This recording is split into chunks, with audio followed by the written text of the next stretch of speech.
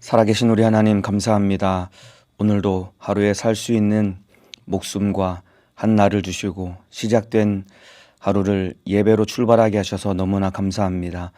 오늘도 주님 모시고 예배할 때에 주님 목소리가 들려지게 하시고 오늘도 주님과 깊은 대화가 이루어지는 기도 가운데 내 영육 간의 모든 문제가 해결되는 시간 될 수 있도록 인도하여 주옵소서. 오늘 우리 주님이 내 안에 계시고 우리 가정에 함께 하신다는 믿음을 가지고 오늘 신령과 진정으로 예배하여 은혜 받게 도와 주옵소서. 자격 없는 죄인을 우리 주님이 세우셨으니 성령의 지혜와 지식으로 주님의 기쁘신 뜻대로 우리 주님이 사용하여 주옵소서. 일하실 주님을 기대하오며 예수님의 이름으로 기도하옵나이다. 아멘. 각 가정에서 예배하시는 우리 성도님들을 주님의 이름으로 축복합니다. 예배 드릴 준비를 잘 하시고 성경을 가져다가 펼치시고 오늘 하나님의 말씀으로 오늘 예배로 하루를 승리하시기를 바라겠습니다. 은혜 받으실 말씀은 마가복음 12장 1절에서 12절입니다. 마가복음 12장 1절에서 12절 말씀입니다. 성경을 가져다가 펼치시고 하나님의 말씀을 함께 받들어 읽도록 하겠습니다. 마가복음 12장 1절로 12절 말씀입니다. 저는 여기서 여러분은 계신 곳에서 함께 큰 목소리로 합독하여 읽겠습니다. 시작. 예수께서 비유로 저희에게 말씀하시되 한 사람이 포도원을 만들고 산울로 두르고 즙자는 구유 자리를 파고 망대를 짓고 농부들에게 세를 주고 타국으로 갔더니 때가 이름에 농부들에게 포도원 소출 얼마를 받으려고 한 종을 보내니 저희가 종을 잡아 심히 때리고 거저 보내었거늘 다시 다른 종을 보내니 그의 머리에 상처를 내고 능욕하였거늘 또 다른 종을 보내니 저희가 그를 죽이고 또 그 외에 많은 종들도 혹은 때리고 혹은 죽인지라. 오히려 한 사람이 있으니 곧 그의 사랑하는 아들이라 최후로 이를 보내며 가로되 내 아들은 공경하리라 하였더니 저 농부들이 서로 말하되 이는 상속자니 자 죽이자 그러면 그 유업이 우리 것이 되리라 하고 이에 잡아 죽여 포도원 밖에 내어 던졌느니라. 포도원 주인이 어떻게 하겠느냐 와서 그 농부들을 진멸하고 포도원을 다른 사람에게 주리라. 너희가 성경의 건축자들의 버린 돌이 모퉁이의 머릿돌이 되었나니 이것은 주로 말미암아 된 것이요 우리 눈에 기이하도다 함을 읽어보지도 못하였느냐 하시니라. 저희가 예수의 이 비유는 자기들을 가리켜 말씀하심인 줄 알고 잡고다 하되 무리를 두려워하여 예수를 버려두고 가니라. 아멘. 네, 오늘 마가복음 12장 1절에서 12절 말씀을 중심으로 가장 받고 싶은 것과 가장 주고 싶은 것, 가장 받고 싶은 것과 가장 주고 싶은 것이라는 제목으로 마가복음 56번째 시간 하나님의 말씀을 나누도록 하겠습니다. 오늘 본문은 포도원 농부의 비유입니다. 이 비유의 내용은 구약 전체 그리고 이스라엘의 역사를 빗대어서 말씀하신 비유의 내용입니다. 이 내용을 간단하게 살펴보자면은 한 농부가 있었습니다. 아니 한 사람 이 주인이 포도원 주인이 있었는데 이 한 사람이 포도원을 잘 만들었습니다. 얼마나 정성스럽게 포도원을 가꾸었냐면은 산울로 두르고 울타리를 만들고 그 다음에 즙자는 구유 자리를 파고 그리고 망대를 잘 세워 두었습니다. 그리고 잘 만들어진 이 포도원을 농부들에게 세를 주고 타국으로 떠났다라고 기록하고 있습니다. 여기서 말하는 1절에 말하는 한 사람 포도원 주인은 바로 하나님을 말합니다. 하나님께서 포도원을 만드셨다라는 것은 바로 이스라엘 나라를 상징합니다. 하나님께서 아브라함의 후손을 통해 애굽에서 출애굽시켜서 그들을 하나님의 민족 백성 이스라엘 나라로 하나님이 잘 만드셨습니다. 그리고 만드신 이스라엘 그 나라와 그 민족을 얼마나 사랑하시고 잘 가꾸셨냐면은 산울로 두르고 울타리를 만들고 즙자는 구유를 만들고 그리고 망대를 세워서 적이 오나 도적이 오나 잘 지키는 망대를 만든 것처럼 하나님께서 이스라엘 백성들을 지키시고 보호하시려고 그들에게 율법도 주시고 그리고 제사 제도를 주셔서 하나님이 그들과 상대할 수 있는 신령한 기회를 주셨습니다. 그리고 농부들에게 세를 주고 떠났다 할 때 농부들은 무엇을 상징하냐면은 바로 이스라엘의 지도자들 그리고 넓게는 이스라엘 백성들 전체를 의미합니다. 그들에게 세를 주고 하나님이 그들에게 모든 것을 다 주고 맡기셨습니다. 그리고 2절에 보면은 때가 이름에 농부들에게 포도원 소출 얼마를 받으려고 한 종을 보내니, 예, 종을 보냈습니다. 포도원 주인이 농부들에게 소출 얼마를 받으려고 종을 보냈는데, 이 종은 무엇을 상징하냐면은 바로 구약 시대에 하나님의 보내심을 받은 선지자들을 의미합니다. 하나님께서, 예, 이스라엘 백성들에게 때를 따라 선지자들을 보내셨는데, 그런데 안타깝게도 이 농부들이 종들에게 아주 몹쓸 짓을, 예, 저질렀습니다. 처음에 이 종을 보냈을 때, 선지자들을 보냈을 때는 그들이, 예, 보낸 종을, 선지자들을 때렸다라고 기록하고 있습니다. 그리고 두 번째 종을 보내니까, 예, 머리를 치고 머리에 상처를 내고 능욕했다라고 기록하고 있습니다. 그리고 세 번째 또 종들을 보내니까 이 농부들이 이 종들을 잡아 죽였다라고 기록하고 있습니다. 그러니까 갈수록 더욱더 악해지는 이스라엘 백성들의 그 완악한 마음을 하나님께서 비유로, 예, 빗대어 말씀하십니다. 자, 그러니까 그리고 나서 6절에 보면은 오히려 한 사람이 있으니 곧 그의 사랑하는 아들이라 최후로 이를 보내며 가로되 내 아들은 공경하리라 하였더니, 마지막으로 그의 사랑하는 아들을 보냈는데 이 아들은 바로 예수 그리스도를, 예, 의미합니다. 그런데 6절에서 8절 내용을 보면은 이 농부들이 마지막으로 보낸 이 아들을, 예, 결국은, 예, 죽여서 포도원 밖에 내쳐버립니다. 이 짧은 이 비유의 내용은 이 구약 전체의 역사를 말씀하신 거고, 또 마지막 아들을 보내서 아들을, 예, 죽여서 포도원 밖에 내쳤다라는 이야기는, 예, 잠시 후 이제 불과 며칠 뒤에 그 아들인 예수님께 일어난 일을, 예, 말씀하고 계시는 겁니다. 그러니까 이 내용 전체는 굉장히 가슴 아프고 슬픈 이야기입니다. 구약 전체에 하나님으로부터 등을 돌렸던 이스라엘 백성들의 가슴 아픈 역사를 말씀하셨고, 또 이 비유를 말씀하시는 예수님께서 이제 자기 자신에게 불과 얼마 후, 잠시 후 며칠 뒤에 예수님에게 닥쳐질 일을 예수님이 하신 말씀인데, 굉장히 슬픈 이야기인데 예수님이 그들 앞에서 덤덤하게, 예, 말씀하고 있는 내용입니다. 제가 오늘 설교를 준비하면서 이 비유를 읽고 제 안에 든 생각이, 예, 있었는데, 그것이 무엇이냐면은 하나님은 우리 인간에게 이렇게 수도 없이 많이 당하셨는데 무슨 일이 일어날 줄 다 아시면서도 속아주시듯 마지막 아들을 보내시면서 다시 한번 인간에게 이렇게 기회를 주시는구나 하는 그 하나님의 진실한 마음을 제가 언뜻 엿볼 수 있었거든요.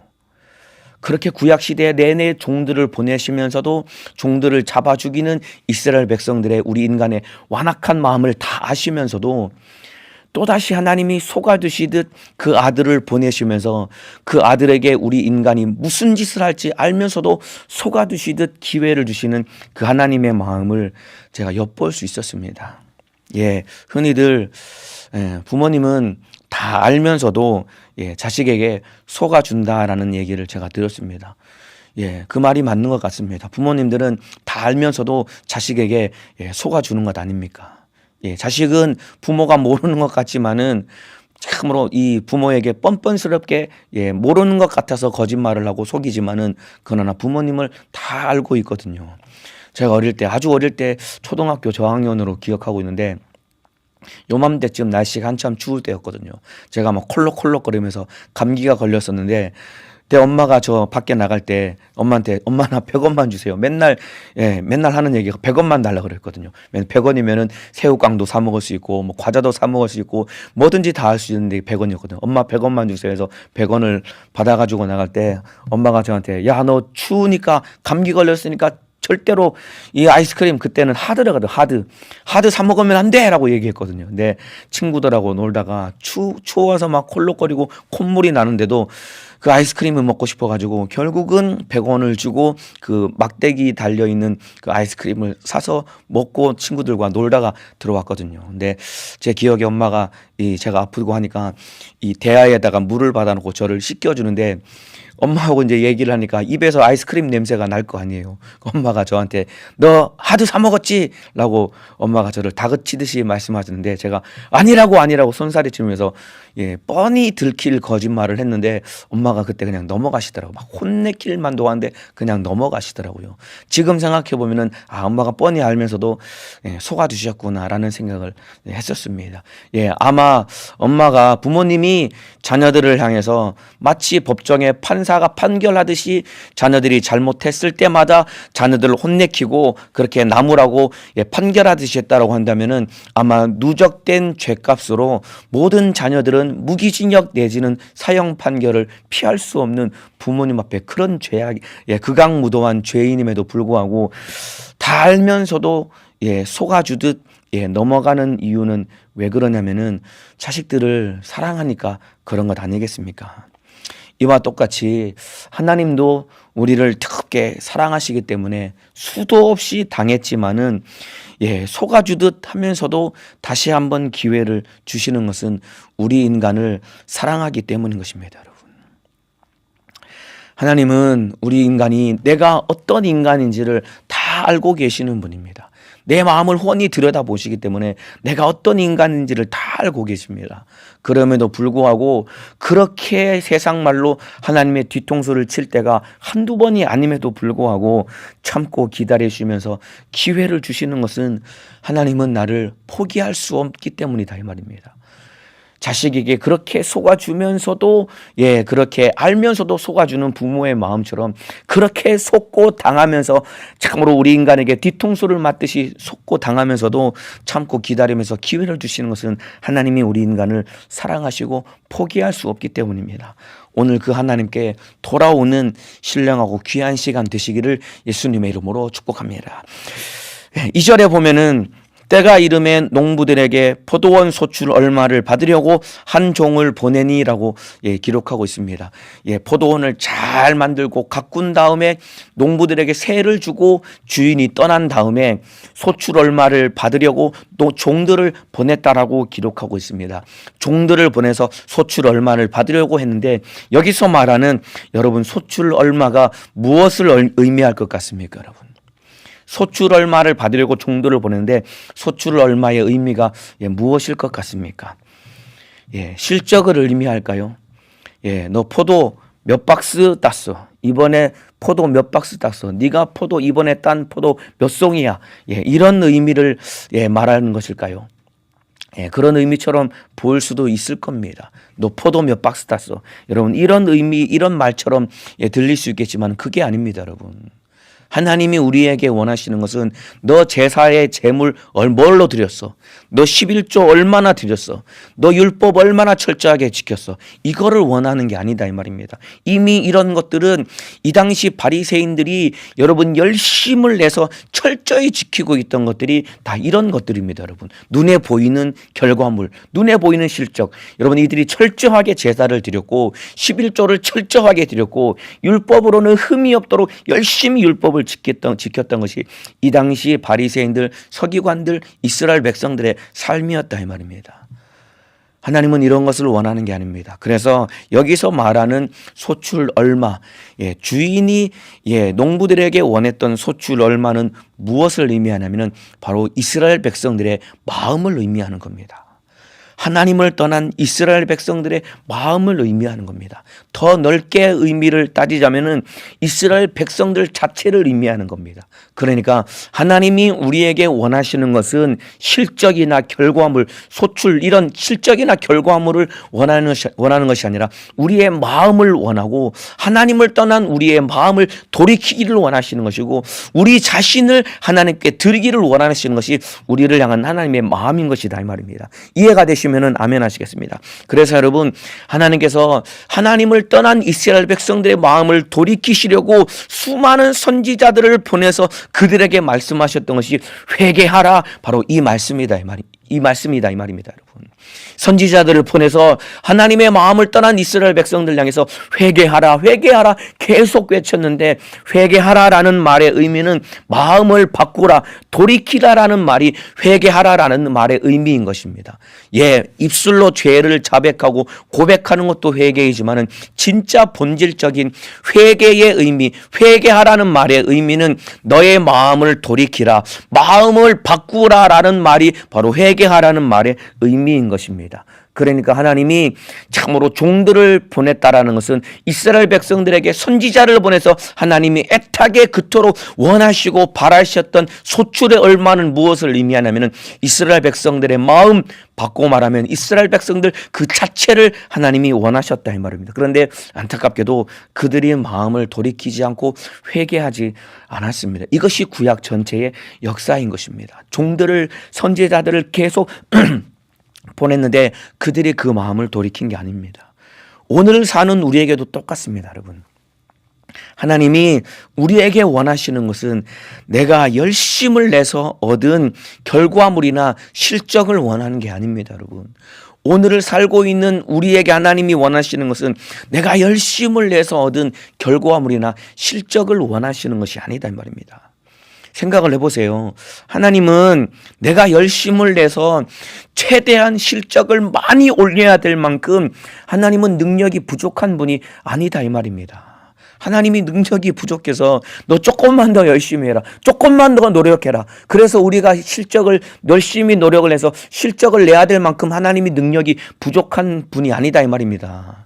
보험회사의 지점장처럼 밑에 있는 사원들이 열심히 발로 뛰어가지고 실적을 내야 자기 소득이 많아지는 것처럼 하나님은 그런 분이 아니다 이 말입니다. 능력이 부족해서 우리가 실적을 내서 열심을 내서 실적을 내야 될 만큼 그런 능력이 부족한 분이 아니다 이 말입니다. 우리가 없어도 하나님은 모든 일을 할 수 있는 전능하신 분이다 이 말입니다. 그리고 하나님은 여러분, 하나님 주머니가 궁해가지고 우리가 헌금을 많이 내야 될 만큼 하나님은 주머니가 궁한 분이 아니다 이 말입니다. 예, 그래서 헌금을 많이 내야지 하나님을 기쁘시게 할 수 있다라고 착각하면 안 됩니다, 여러분. 하나님이 무슨 주머니가 궁해가지고 우리가 헌금을 많이 내고 십시일반 많이 헌금을 내야지 하나님이 그 돈 가지고 조금 형편이 나아지고, 요즘 경기가 어려워진 것처럼 하나님 주머니가 어려워져서 우리가 헌금을 많이 내야지 하나님 형편이 나아지고, 그런 게 아니다 이 말입니다. 예, 일부 건전하지 못한 종교 집단들은 헌금을 막 많이 내라고 막 강조를 하고 그런다는 얘기를 제가 들었습니다. 헌금 많이 내 하나님 기뻐하신다고 하는 얘기를 들었는데, 그 헌금 많이 내라고 왜 강조를 할까요? 왜 그러냐면은 헌금을 강조하는 그 사람이 그 돈 걷어다가 자기가 쓰려고 헌금을 많이 내라고 강조하는 것이다 이 말입니다. 하나님은 돈이 필요한 게 아닙니다, 여러분. 우리 눈에 보여지는 모든 천지 만물이 다 하나님의 것인데 뭐가 하나님이 부족해서 우리 보고 헌금을 내라고 그렇게 여러분 우리에게 닥달하고 그런 분이겠습니까, 여러분? 하나님은 여러분, 하나님이 원하시는 것은 우리 자신이다 이 말입니다. 하나님은 우리의 마음을 원하시는 분이시다 이 말입니다. 인정하시면은 아멘 하시겠습니다. 예, 객지에 나간 자녀들에게 부모님이 가장 원하시는 것이 무엇일 것 같습니까? 객지에 나가서 하는 자녀들에게 부모님이 가장 원하시는 것은 자주 연락드리고 자주 찾아뵙고 얼굴 뵙고 인사드리고 찾아뵙는 것이 부모님이 가장 기뻐하는 것이다 이 말입니다. 이와 똑같이 하나님도 우리 자신을 원하시는 것이고 우리의 마음을 원한다 이 말입니다. 예, 물론 부모님들이 자녀들이 찾아뵐 때 두둑하게 용돈을 드리면은 더욱 부모님이 더욱더 좋아하는 것은 사실이죠. 그래서 여러분, 돈이 필요한 것은 우리 부모님이지 하나님이 아니다 이 말입니다, 여러분. 그래서 여러분이 용돈은 부모님께 많이 드리시길 바랍니다. 돈은 부모님이 필요하지 하나님이 필요한 게 아니다 이 말입니다. 이와 같이 부모님이 우리의 자녀들에게 원하는 것은 자식들 얼굴 보고 자주 전화드리고 이거를 원하시는 것이다 이 말입니다. 그래서 여러분, 나와 하나님과의 관계를 측정할 때 내가 얼마나 열심히 해서 뭔가 실적을 냈느냐, 내가 얼마나 그에게 헌금을 냈느냐, 이걸로 측정할 수 있는 게 아니다 이 말입니다. 더욱 중요한 것은 나의 마음의 중심, 그리고 나 자신을 하나님께 드려야 된다 이 말입니다. 이 말이 신앙생활 아무것도 하지 말고 참으로 헌금도 내지 말라 그런 의미가 아니라, 하나님의 마음을 떠난 채 그냥 열심만 내고 그냥 헌금만 열심히 하면서 마음 떠나는 신앙생활을 하고 있다라고 한다면은 그 하나님을 향한 마음을 돌이켜서 내 마음과 중심과 나 자신을 하나님께 드리는 신앙생활을 하라는 그런 의미다 이 말입니다.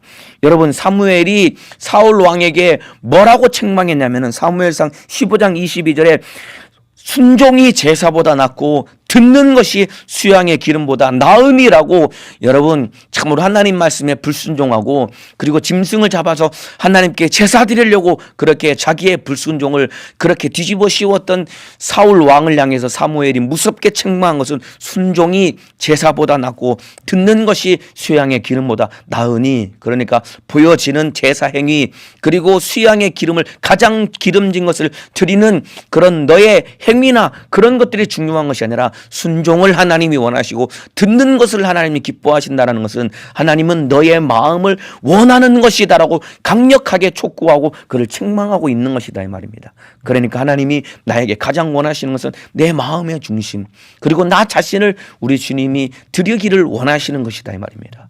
여러분의 신앙생활은 어떻습니까? 예, 결혼을 약속한 두 남녀가 있습니다. 결혼 준비가 완벽하게 다 끝났습니다. 날짜도 잡아놓고 웨딩드레스도 맞추고 이 신부가 드레스도 맞추고 그리고 웨딩 촬영을 해가지고 사진을 보면 얼마나 잘 나오는지 몰라요.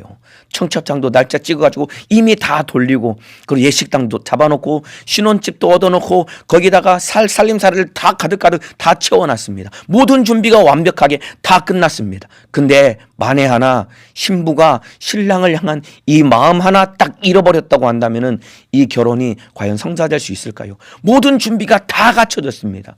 근데 신부의 마음속에 신랑을 사랑하는 그 마음 하나 딱 잃어버렸다고 한다면은 두 사람은 절대로 결혼할 수가 없고, 설령 결혼한다고 할지라도 두 사람은 부부가 될 수가 없는 것이다 이 말입니다.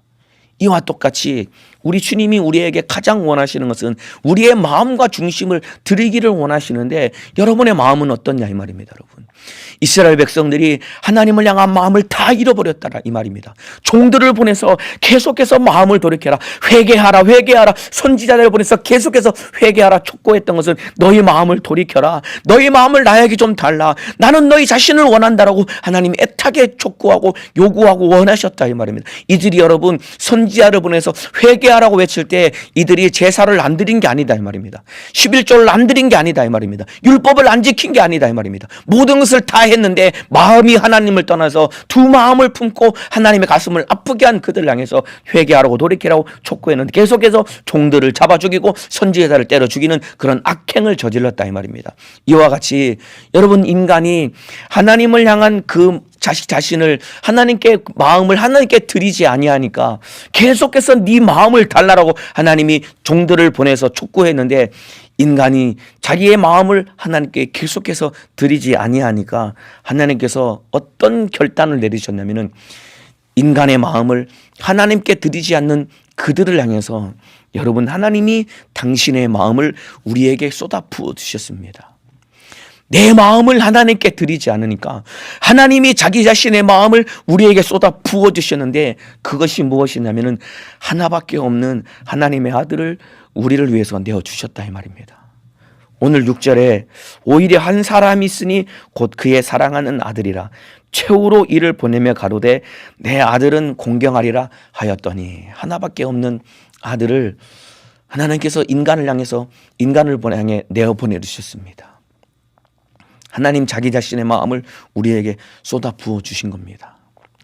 마지막으로 기회를 주시려고 하나밖에 없는 아들을 보내주시면서 하나님의 마음을 우리에게 쏟아 부어 주신 거예요.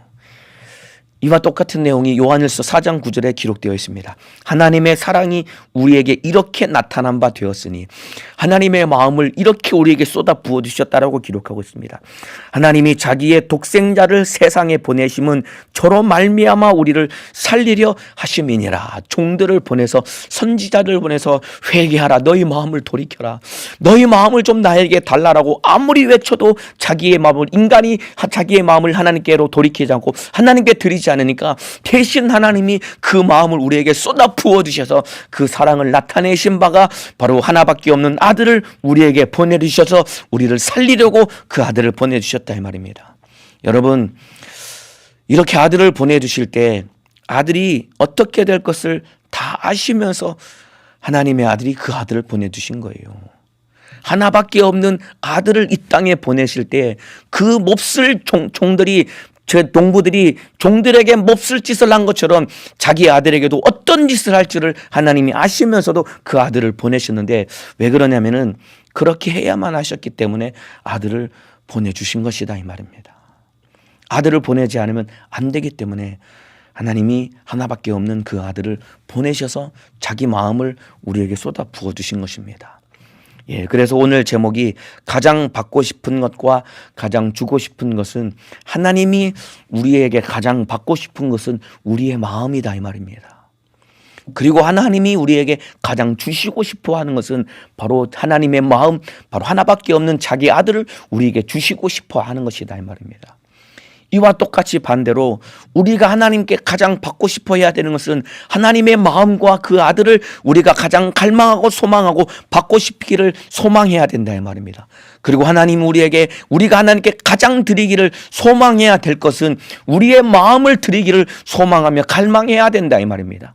그래서 가장 받고 싶은 것과 가장 주고 싶은 것, 하나님과 나와 사이에서 내가 하나님께 가장 드리고 싶고 내가 하나님께 가장 받고 싶어 하는 것, 그리고 하나님이 나에게 가장 받고 싶어 하고 하나님이 나에게 가장 주고 싶어 하는 것, 이것이 딱 맞아떨어져서 참으로 나는 하나님께 마음을 드리고 나는 하나님의 마음을 받아들여서 하나님이 주신 그 아들 안에 있는 생명을 받아 누려서 영생을 누리는 믿음의 사람이 되어야 된다 이 말입니다. 그런 복된 믿음의 사람 되시기를 예수님의 이름으로 축복합니다. 그 마음을 참으로 우리 인간이 자기의 마음을 하나님께 드리지 아니하니까 하나님이 선택을 하셔서 그 마음을 쏟아 부어주셔서 아들을 내어주셨는데, 여러분 안타깝게도 이 참으로 어리석고 미련한 이 농부, 우리 인간들이 그 아들에게 무슨 몹쓸 짓을 했냐면 7절 8절입니다. 저 농부들이 서로 말하되 이는 상속자니 자 죽이자, 그러면 그 유업이 우리 것이 되리라 하고 이에 잡아 죽여 포도원 밖에 내어 던졌느니라 라고 기록되어 있습니다. 아들을 잡아 죽여서 포도원 밖에 내어 던졌다라고 기록하고 있습니다. 여러분, 시체가 매장되지 못한 채 포도원 밖에 내어버린 것은 굉장히 이 모독적인 행위입니다. 오늘날에도 시체를 유기하는 죄죠. 예, 이와 똑같이 이 포도원 밖에 내어 던진 것은 굉장히 모독적이고 모욕적인 행위를 한 것과 똑같이, 여러분 이스라엘 백성들이 하나님의 아들이 이 땅에 오셨을 때 무슨 짓을 했냐면은 포도원 밖에 내어 던진 것처럼 여러분 예수님도 예루살렘 성 밖으로 쫓겨나서 여러분 십자가에 못 박혀 피 흘려 죽으셨다 이 말입니다. 하나밖에 없는 아들, 상속자가 왔다라는 것은 바로 주인이 왔다라는 그런 의미입니다. 아들이 왔다라는 것은 주인이 온 것과 똑같은 의미입니다. 주인이 왔는데 이 주인을 거절한 거예요. 이스라엘 백성들이 예수님을 거절한 것입니다. 여러분, 예수님을 거절하는 것이 가장 큰 죄입니다, 여러분.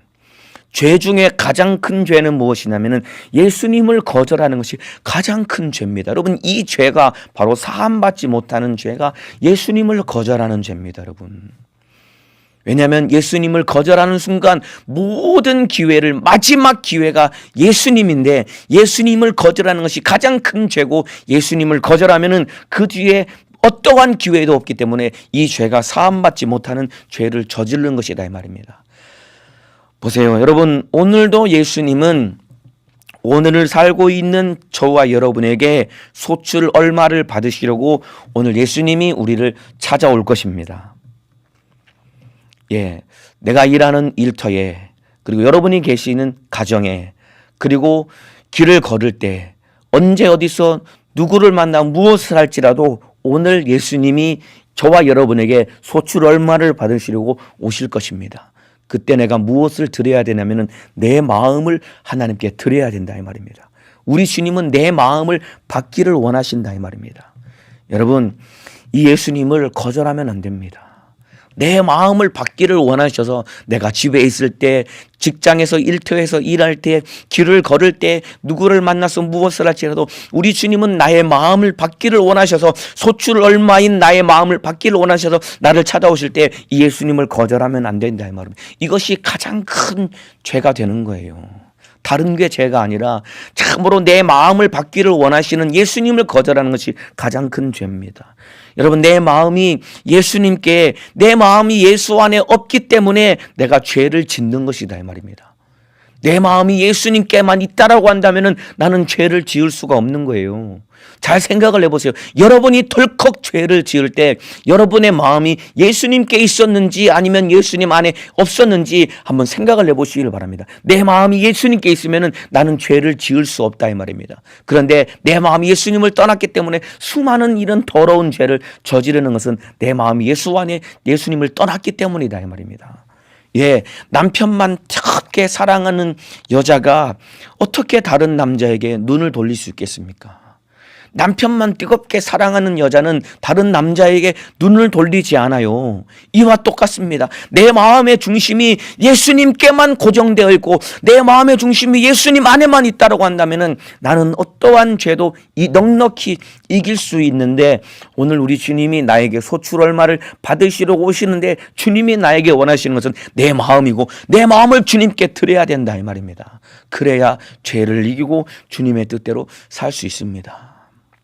날마다 반복적인 죄에 넘어지고 습관적인 죄에 자빠지고 그리고 돌아서서 후회하는 여러분, 이제는 내 마음을 예수님께로 돌이켜야 됩니다.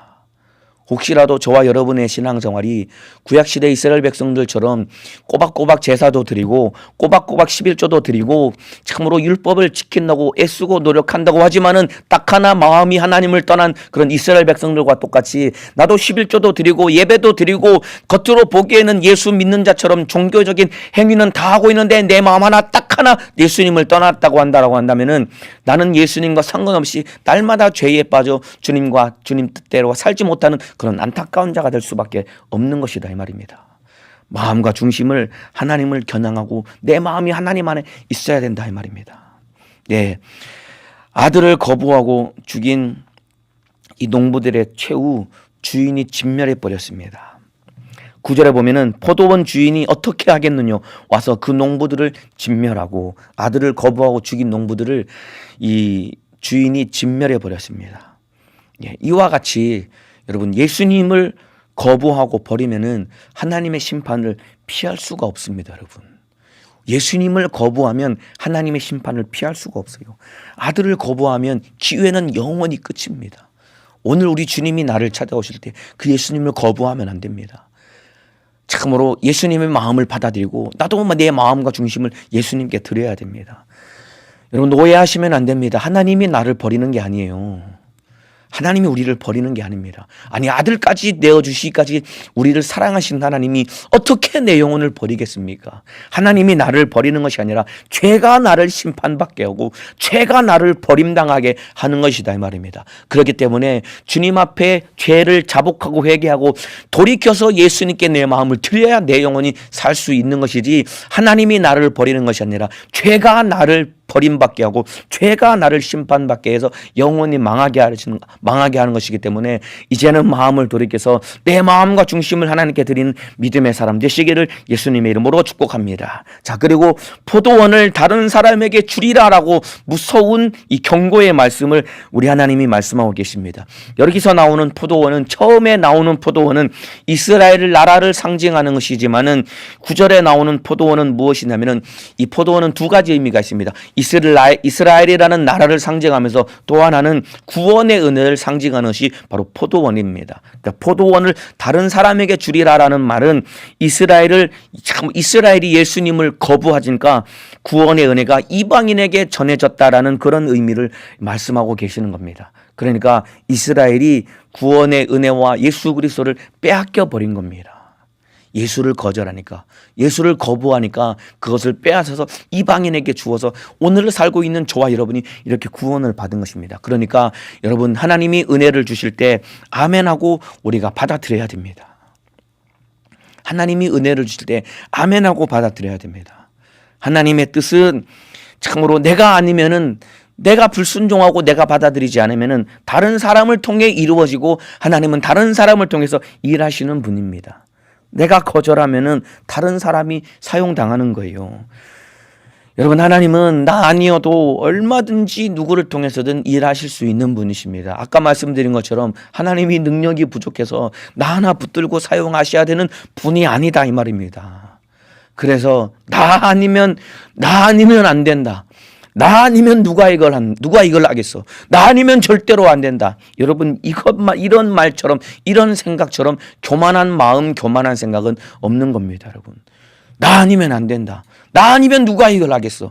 여러분, 이것보다 더 교만하고 어리석은 생각은 없습니다. 나 아니어도 하나님은 누구를 통해서든 참으로 하나님의 일을 넉넉히 하실 수 있다 이 말이에요. 그러니까 침례 요한이 여러분 참으로 아브라함의 자손이다라는 자부심을 가졌던 이 바리새인들과 서기관들을 향해서 하나님이 이 돌들로도 아브라함의 자손을 만들 것이다라고 무섭게 그들을 책망하고 질타했던 것과 똑같이 나 아니어도 하나님은 얼마든지 주의 일을 할 수 있기 때문에 여러분, 은혜 베풀어 주시는 우리 주님의 마음, 하나님의 마음을 내가 받아들이고 내 마음과 중심을 하나님께 드리고 하나님을 얻고 주님의 은혜 안에서 살아가는 믿음의 사람이 되어야지, 내가 잘난 줄 알고 하나님의 마음을 받아들이지 아니하고 구원의 은혜와 예수 그리스도를 배제한 채 내 열심으로 살려고 하면은 결국 나는 비참하게 망할 수밖에 없는 그런 교만한 자가 될 수밖에 없는 것이다 이 말입니다.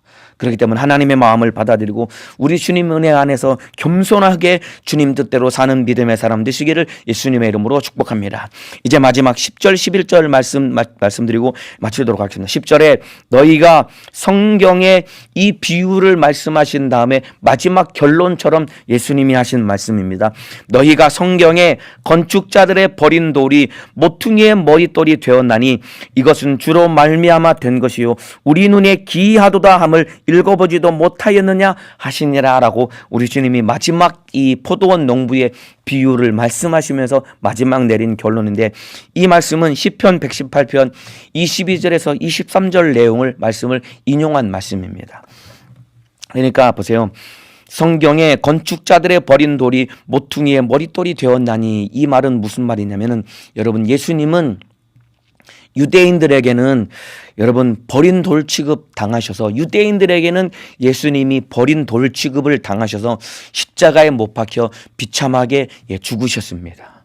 그런데 유대인들에게는 버린 돌 취급 당했던 예수님이었지만은 하나님은 부활의 능력으로 예수님을 다시 살리셔서 참으로 모퉁이의 머릿돌이 되게 하셔서 우리의 영원한 생명의 주인이 되게 하신 것이다 이 말입니다. 이 사실 믿고 인정하시면은 아멘 하시겠습니다. 여러분, 유대인들은 예수님을 버린 돌 취급을 해서 비참하게 예루살렘 성문 밖으로 끌고 가서 예수를 십자가에 매달아 죽였지만은 하나님은 부활의 능력으로 예수님을 다시 살리셔서 모퉁이의 머릿돌과 같이 영원한 생명의 주인이 되셔서 우리의 구주가 되셨고 우리의 구원의 주가 되신 분이시다 이 말입니다. 여러분 여기서 말하는 모퉁이의 머릿돌은 무엇을 의미하냐면은 이 당시에 건물은 여러분 거의 다 이 돌을 쌓아서 건물을 지었습니다. 요즘에는 콘크리트를 부어가지고 콘크리트로 건물을 짓지만은 이 당시에는 돌을 쌓아서 건물을 지었는데, 건물을 지을 때 가장 중요한 기초석이 되는 돌이 바로 머릿돌입니다. 그러니까 돌을 쌓아서 건물을 지을 때 모서리에 머릿돌을 딱 두고 그 머릿돌이 기준이 되고 그 머릿돌을 시작으로 해서 다른 돌들을 쌓아서 건물이 지어지고 완성되는 거예요. 그러니까 머릿돌이 모든 건물의 기초가 되고 그 시작점이 되는 것이 바로 모퉁이의 머릿돌이다 이 말입니다. 이와 같이 여러분, 예수님은 교회의 머릿돌이 되신 분이십니다. 예수님을 통해서 교회가 시작된 것입니다. 아멘이시죠? 또 있습니다 여러분. 예수님이 우리 인생의 머릿돌이다 이 말입니다. 여러분, 우리 인생은 예수님을 시작으로 출발해야 된다 이 말입니다.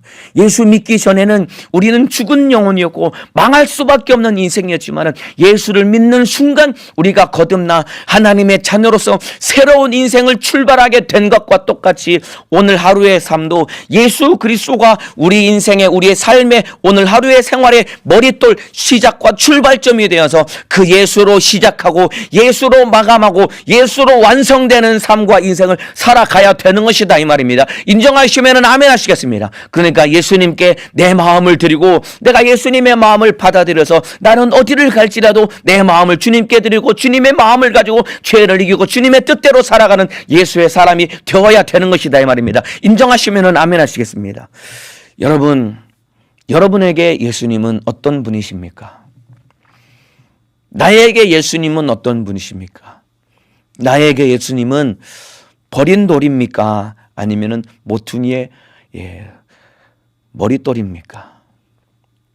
오늘 기도하시면서 곰곰이 나에게 예수님은 어떤 분이신가 곰곰이 기도하시면서 돌아보시고 혹여라도 예수님이 내 안에서 버린 돌 취급당했다라고 한다면은 이제는 예수님이 내 인생 그리고 오늘 한날의 삶의 모퉁이의 머릿돌이 되셔서 그 예수님이 중심이 되셔서 그 예수님의 마음을 받아들이고 나도 마음을 예수님께 드려서 예수로 사는 믿음의 사람 되시기를 예수님의 이름으로 축복합니다. 나에게 예수님은 어떤 분이신가?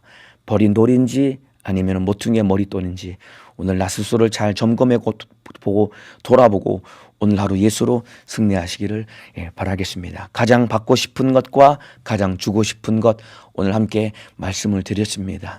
우리 주님이 나에게 가장 받고 싶어하는 것은 내 마음입니다. 그리고 하나님이 나에게 가장 주기를 원하시는 것은 바로 모퉁이의 머릿돌이 되신 바로 예수님을 주기를 원하시는 것이다 이 말입니다. 오늘 그 하나님의 마음을 뜨겁게 만나 예수로 승리하시기를 예수님의 이름으로 축복합니다. 이 시간 기도하겠습니다. 아픈 사람은 아픈 곳에, 문제가 있는 사람은 가슴에 손을 얹겠습니다. 오늘 모퉁이의 머릿돌 되신 예수 그리스도의 이름으로 명령할 때 악한 원수 귀신 질병은 떠나가게 될 것입니다. 기도하겠습니다. 예수님, 가장 받고 싶은 것과 가장 주고 싶은 것, 우리 주님이 나에게 가장 원하시는 것은 나의 마음과 중심, 바로 나 자신입니다. 그리고 하나님이 나에게 가장 주시기를 원하시는 것은 바로 모퉁이의 머릿돌 되신 바로 예수 그리스도를 나에게 주시기를 원하시는 것이 하나님의 마음입니다. 오늘 그 주님의 마음을 알아 내 심령을 활짝 열고 내 마음과 모든 인격과 내 삶과 전 존재를 오늘 주님께 드리는 한날의 삶이 되게 도와주시고 모퉁이의 머릿돌이신 예수님을 내 안에 영접하고 받아들이게 하사 참으로 머릿돌이 교회의 시작이며 내 인생의 출발이며 시작이며 완성이 되시는 분이시오니 오늘 하루도 예수로 출발하고 예수로 살고 예수로 완성하고 예수로 승리하는 한날의 삶을 살아갈 수 있도록 인도하여 주옵소서. 그러나 악한 마귀 사단 귀신 역사는 끊임없이 내 마음을 하나님께 드리지 못하게 만들고 모퉁이의 머릿돌 되신 예수님을 버린 돌 취급하게 만들어서 내 영혼을 망하게 만드는 이 원수는 떠나가게 도와 주옵소서. 나사렛 예수님의 이름으로 명하노니 모퉁이의 머릿돌 되신 예수 그리스도의 이름으로 명하노니 참으로 내 마음을 하나님께 드리지 못하게 만들고 예수님을 무시하며 살게 만들고 저주받게 만들고 병들게 만들고 갓난하게 만드는 이 못된 원수 귀신 질병아, 예수님의 이름으로 명하노니 떠나갈지어다. 예수님의 이름으로 명하노니 떠나갈지어다. 떠나갈지어다. 떠나갈지어다. 떠나갈지어다. 떠나갈지어다. 떠나갈지어다. 떠나갈지어다. 떠나갈지어다. 우리 주님, 나간 귀신은 다시는 들어오지 못하게 도와주시고 오늘 한날도 모퉁이의 머릿돌 대신 예수님 모시고 예수로 출발하고 예수로 승리하고 예수로 완성되는 한날의 삶과 우리 인생이 될 수 있도록 인도하여 주옵소서. 날씨가 춥습니다. 한 사람도 감기 걸리지 않게 하시고 코로나 바이러스에 감염되지 않게 하시고 염려 근심 걱정 주님께 맡기고 오늘 하루도 승리하게 하시고 주의 사자도 영육간의 강건함으로 주님의 기쁘신 뜻대로 사용하여 주시옵소서. 우리 두 손 높이 들겠습니다. 애절하고 간절한 마음으로 주여 삼창하고 기도하시겠습니다.